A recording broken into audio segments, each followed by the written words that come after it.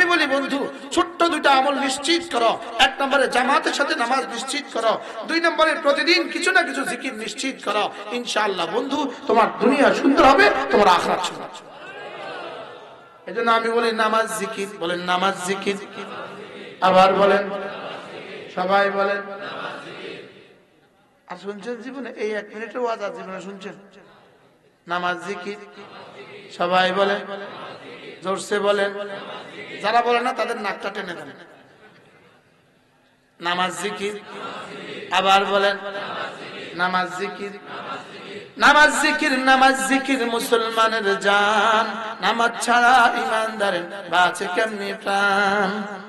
নামাজ ছাড়া ইমানদারের বাঁচে কেমনি প্রাণ। জিকির ছাড়া ইমানদারের বাঁচে কেমনি প্রাণ। মাছ যেমন পানি ছাড়া বাঁচতে পারে না, মানুষ যেমন অক্সিজেন ছাড়া বাঁচতে পারে না, মুমিন তেমন নামাজ ও জিকির ছাড়া মুমিন বাঁচতে পারে না। নামাজ জিকির করে না কারা? নামাজ পড়তেই পারে না, বেঈমান নামাজ পড়তেই পারে না, মুমিন নামাজ ছাড়তেই পারে না। কি হিন্দুকে 1 লাখ টাকা দিয়া বলেন এই 2 রাকাত নামাজ পড়ে দেখাও তো, 1 লাখ টাকা দিবে, পারবে? ওবামা পারবে? ওবামা, নেতানিয়াহু পারবে? পারবে? হাইতো না, নোয়াখালী ওলার আর ফাইতো না, হইল না, হাইতো না। আজি আমিও আলহামদুলিল্লাহ, আমি 100% নোয়াখালীর ভাষা পারি। আমাদের বাড়ি, মূল বাড়ি আমার শ্যামবাগ,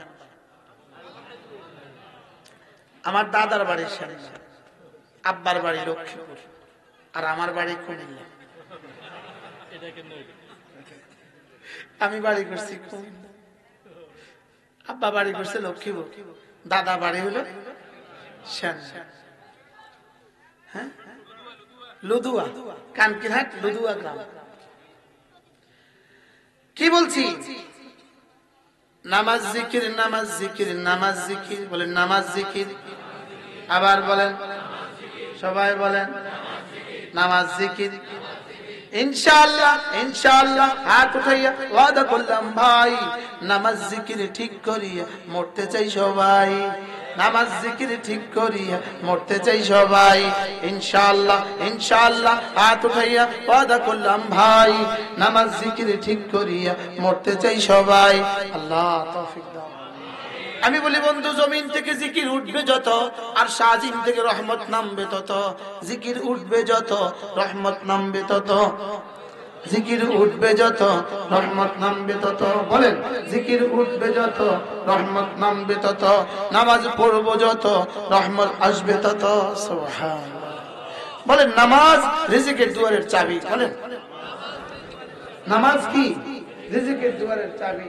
বলবেন হুজুর, নামাজ যদি রিজিকের দুয়ারের চাবি হয়, আমাদের ইমাম সাহেবদের বেতন এত অল্প কেন, আর আমাদের অন্যদের বেতন এত বেশি কেন? উত্তর হবে, অন্যদের বেতন এত বেশি কেন, ইমাম সাহেবের বেতন অল্প কেন, অথচ নামাজ রিজিকের দুয়ারের চাবি? উত্তর হবে, ইমাম সাহেব হলো দুলা, দুলা অল্প খায়, অন্যরা বেশি খায়। চেয়ারম্যান সাহেব দেখি না আমি, একটু আগে নিচে দেন। কি বলছি বলেন? দুলা কি খায় বলেন? আয়োজন কাকে ঘিরে, কার জন্য সমস্ত ব্যবস্থাপত্র, লেকিন খায় কে? মানছে মেহমানে, অন্যরা বেশি খায়। দুলা কি খায়? আচ্ছা এবার বলুন তো দেখি, 15 দিন পরে এবার এই যে দুলা খাবে না অন্যরা খাবে? সুবহানাল্লাহ বলেন। 1 মাস পরে বাড়িতে দুলা খাবে না অন্যরা খাবে? আচ্ছা যদি কেউ এসে বলে আমি কিন্তু 1 মাস আগে আপনাদের বাড়িতে আসছিলাম, দুলার লগে দুলার ব্যাগ লইয়া অনেক খাইছিলাম, আজকে খানা দেন, খানা দিব না চট খানা দিব? কি ভাই? তাহলে আয়োজন হয় দুলার জন্য, খায় অন্যরা, আর এরপরে অন্যদের আর খানা নাই, দুলার খানার আর শেষ নাই। সুবহানাল্লাহ বলেন না? ঠিক আয়োজন হয় পৃথিবীর সমস্ত আয়োজন, কায়নাতের সমস্ত আয়োজন শুধুই ঈমান ওয়ালার জন্য, শুধুই কোরআন ওয়ালার জন্য, শুধুই জিকির ওয়ালার জন্য। বাকি সমস্ত 12 জাতি খায়, এদের বরকতে জান্নাতে শুধু ঈমান ওয়ালা খাবে, আর কেউ খাবে না। সুবহানাল্লাহ। কথা কি বুঝাতে পারছি আমি? তাহলে বোঝা গেছে ইমাম সাহেবের বেতন কম, যে এটা স্বাভাবিক।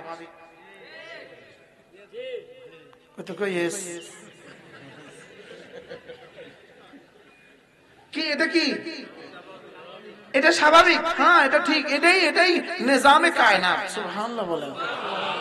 কারণ বিয়ে এত কিছু আয়োজন করছে কিন্তু শুধু একজনের লেগে, শুধু কয়জনের লেগে?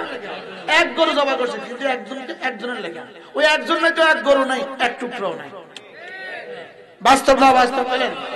10টা ছাগল রান্না করছে শুধু একজনের জন্য, 70টা মুরগি জবাই করছে একজনের লেগে।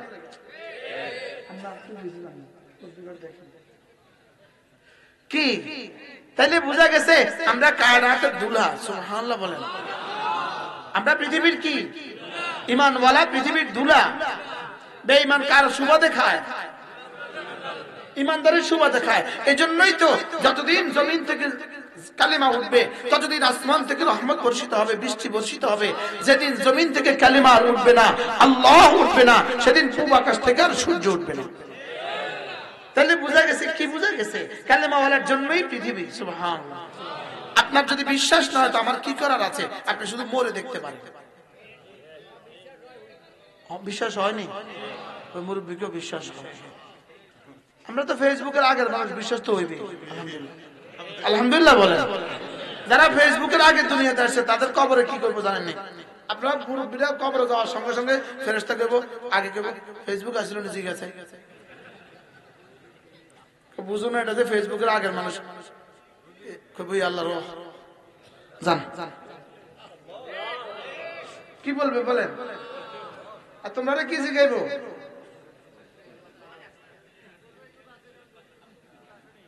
মোবাইলের কি খবর? মোবাইলে কি করছেন? আল্লাহ আমাদের সকলকে হেফাজত করেন। এজন্য চলেন নিয়ত করি, প্রথম জীবনের প্রথম কাজ আজকে থেকে কালিমা তয়্যিবা দিনে 100 বার, রাতে 100 বার। ইনশাআল্লাহ বলেন ইনশাআল্লাহ। হ্যাঁ, তোমাদেরকে বুঝাবার কোনো ভাষা তো আমাদের কাছে নাই, কোনো ভাষা তো আমাদের কাছে নাই। যখনই ওয়াইলাইহি ইয়াসআদুল কালিমুত তাইয়্যিব ওয়াল আমালুস সালিহু ইয়ারফাউহু, বান্দা যখনই কালিমা তয়্যিবা পড়ে তখনই তার আরশ আজিমে উঠে যায়, সঙ্গে সঙ্গে উঠে যায়। আল্লাহ তাআলা এই কালিমা তয়্যিবার সামনে পুরস্কার লিখে দেন। পুরস্কার, কিছু পুরস্কার দুনিয়ার জন্য পাঠিয়ে দেন আর কিছু পুরস্কার আখিরাতের জন্য রেখে দেন। কি ভাই? এবার বলুন তো দেখি, একবার বললে 10 টাকা দিলে কতবার বলতেন? যদি একবার বলে 1 টাকা দিত তাহলে আমরা কতবার বলতাম? আর এখন তো 100 বার বলাইতে আপনাদেরকে বিশ্বাস করানো যাচ্ছে যে কি হবে, বলে কি হবে। পড়বো তো ইনশাআল্লাহ। আজকে আমাদের গাড়িতে নাই কিতাব, আমার একটা কিতাব আছে, আল ওয়াবিলুস সাইয়্যিব ফিল কালিমিত তাইয়্যিব। আল ওয়াবিলুস সাইয়্যিব ফিল কালিমিত তাইয়্যিব, আমার এই কিতাব 430 পৃষ্ঠার কিতাব, গাড়িতে ছিল, আজকে শেষ হয়ে গেছে। সুযোগ থাকলে কখনো সংগ্রহ করবেন। এই কিতাবের মধ্যে